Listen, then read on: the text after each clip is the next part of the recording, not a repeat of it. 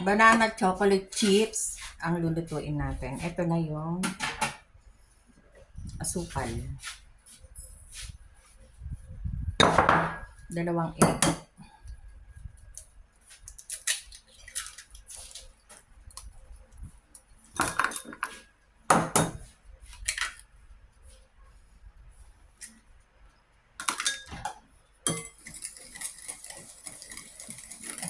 I-cream muna natin. Sama natin yung nilusaw na butter, konti-konti. Lagay natin tong banana.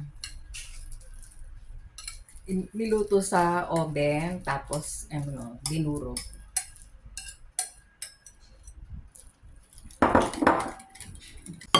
Lagay natin yung cinnamon, baking soda, tsaka asin. Saka natin ilagay yung harina. Sama na rin natin yung nuts. Tsaka yung chocolate chips. Ito.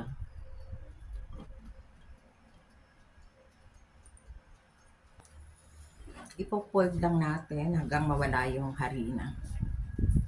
Ito, nahalo na mabuti. Wala nang harina. Nalagay natin sa mold. Gamitan natin na scoop.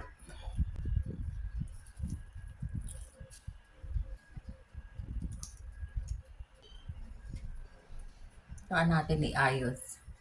Ayan. Bibake na natin.